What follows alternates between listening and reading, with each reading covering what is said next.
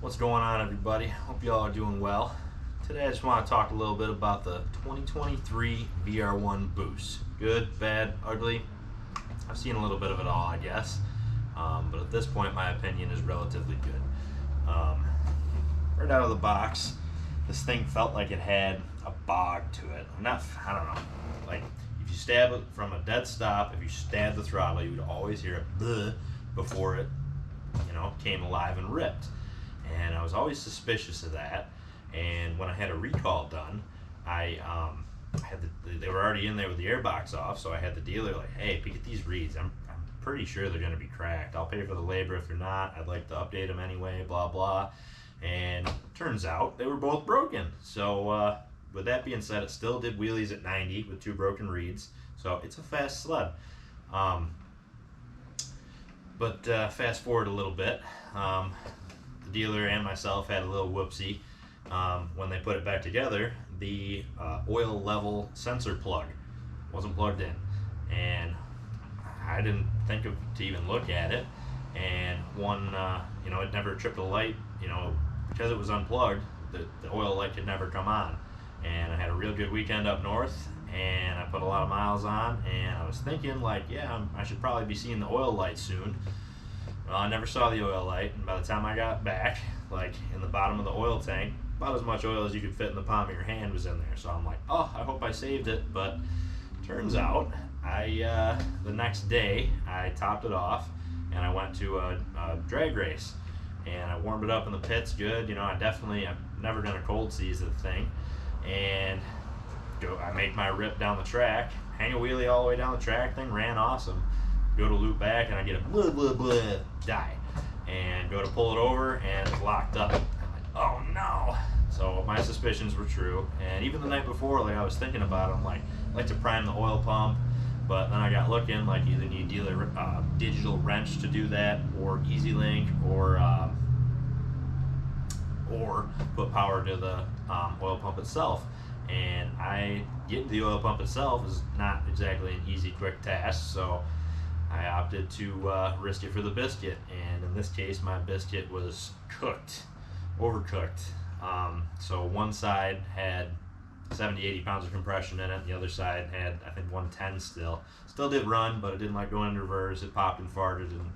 Well, what the hell, GoPro? So I was set up over here, camera over there, recording a video talking about this fucking snowmobile in depth and detail. And I probably talked for like 10 minutes and walked around the sled, blah, blah, blah. GoPro only recorded like 3 of it. And it was good, too. Alright, we're back online after some equipment failure. Anyways, I was just talking about how the thing didn't want to go into reverse and it was blown up. Anyways, dealer, who is awesome, and I don't necessarily want to name them publicly, I guess. But anyways, this sled was tuned, so it had an aftermarket tune on it.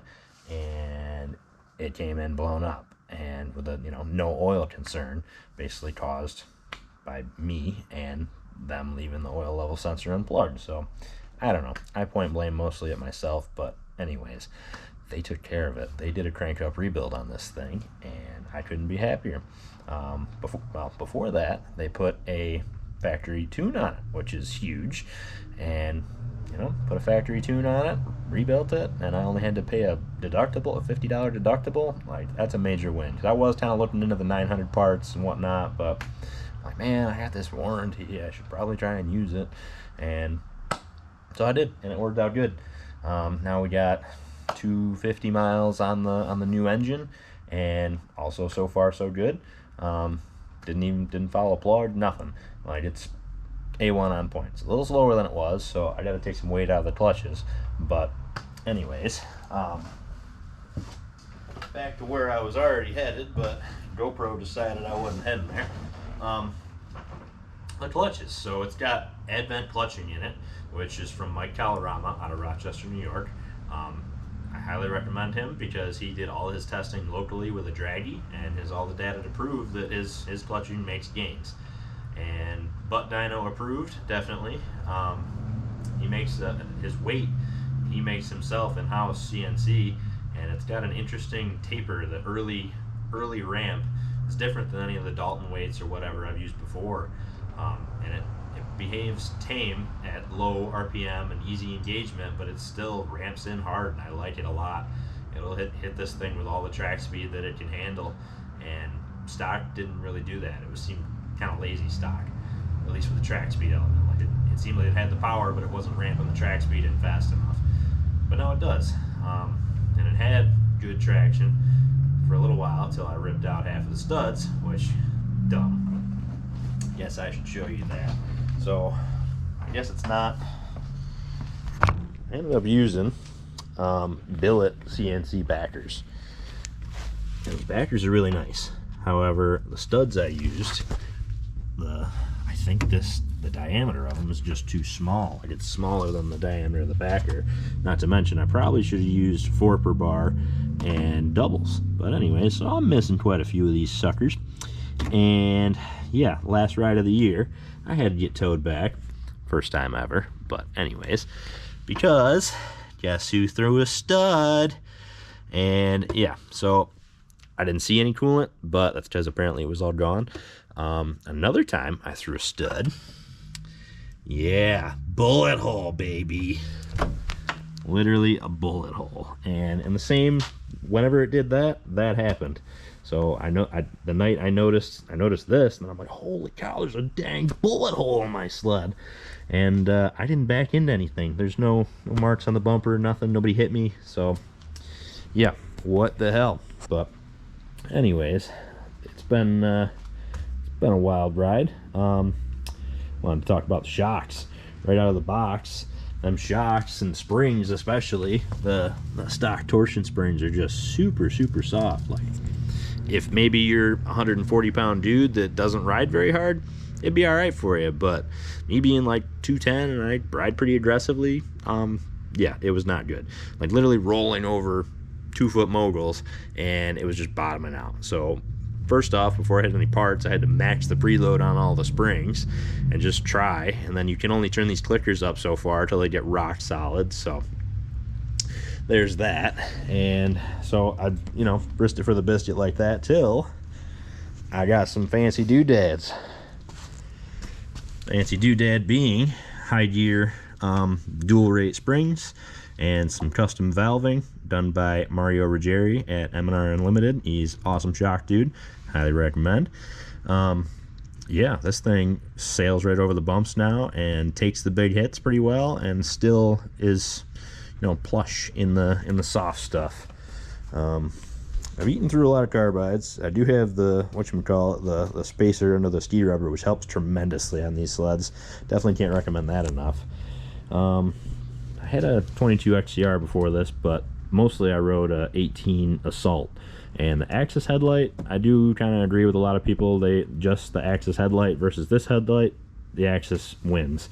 But the way these work, the punch lights, they throw a good amount of light far down the trail too. And with the punch lights, this lighting is better. But without, Axis kind of wins. I like plug and play factory lit handguards, and I do have the RGB conversion for them, but I have not got around to installing that yet, so we'll get there. But anyways, for next season, it obviously needs a track, and I gotta do something with that there hole. But anyways, track, probably gonna go a little higher on the lug, like 1.5, and like a stiffer lug. These Cobra tracks are really soft, and they tend to just fold right over. I don't know, it needs more lug, needs more stud, needs all the traction, because this thing is an animal. The tuning was BCM Performance. Boyd, awesome dude to work with, and he knows his shite. He does the real world testing as well, and that's why I went with him versus anybody else that just trying to get a tune out there on the market. He dials his shit in, and I can't say enough good about it. Yeah, the 7S gauge, I don't know how you ever ride a sled without one anymore. They're joking, obviously, but dang, that 7S gauge is nice. When this sled was down this winter, at the dealer getting rebuilt, I did buy a Yamaha FX Nitro, and that was pretty damn good to me too. I call that the tow truck now. But anyways, this thing, all in all, good. I mean, where do you go wrong with a turbo 850, you know, two-strokes? This thing just rips. It's all the fun. Please ignore my pile of cardboard. There's a burn ban. Leave me alone. Anyways, I hope y'all maybe get something from this video. If you're looking to get put in touch with any of those people, the parts I mentioned, let me know. If you're looking to get put in touch with the dealer that absolutely hooked me up and will hook you up too, let me know. Have a great day, y'all. Thank you.